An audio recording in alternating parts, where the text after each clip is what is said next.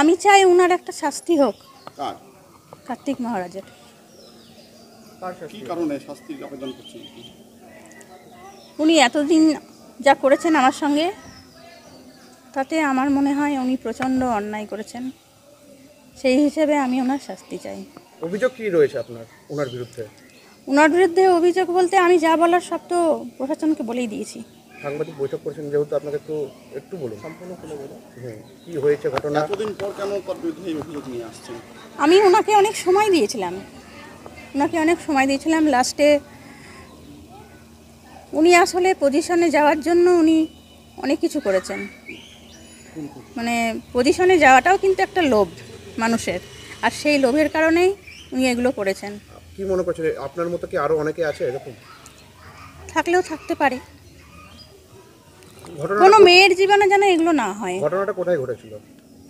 ঘটনাটা চানক স্কুলে হয়েছিল, আদিবাসী স্কুলে, ভারত সেবাশ্রম সংঘ। না, এটা কোনো চক্রান্ত নয়, এটা আসলে সত্য ঘটনা। আর সেই সময় কোনো অ্যান্ড্রয়েড ফোন ছিল না, যার বেশিস আপনি বলতেন, এটা তাদের অভিযোগ। কি বলবেন আপনি? তাদের অভিযোগ হতে পারে, কিন্তু সেটা প্রমাণ সাপেক্ষ, সব প্রমাণ হবে। আপনাদের তথ্য প্রমাণ বলতে কি রয়েছে? তথ্য প্রমাণ বলতে ওখানকার রেকর্ডিং আছে, আমার কল রেকর্ডিংগুলো আছে, সেটা তো আপনি প্লাস থানায় তুলে দিয়েছেন। নার্সিংহোমের সমস্ত ডিটেলস আছে। নার্সিংহোমের কোনো কপি আছে আপনার কাছে? সব আমি তুলে দিয়েছি ওনাদের হাতে। আপনার আমি কাছে সব কোনো জেরক্স এই কপি নেই? মুহূর্তে আমি কিছু রাখিনি সঙ্গে, নেই। কার হাতে তুলে দিয়েছেন? আমি প্রশাসনের হাতে সব দিয়ে দিয়েছি। আমি ভেবেছিলাম যে উনি মানুষ, কিন্তু উনি মানুষ নন। আমি এতদিন ধরে মনে পুষে রেখেছিলাম সব কিছু। তো হঠাৎ করে এখন কেন কমপ্লেন 12 বছর পর?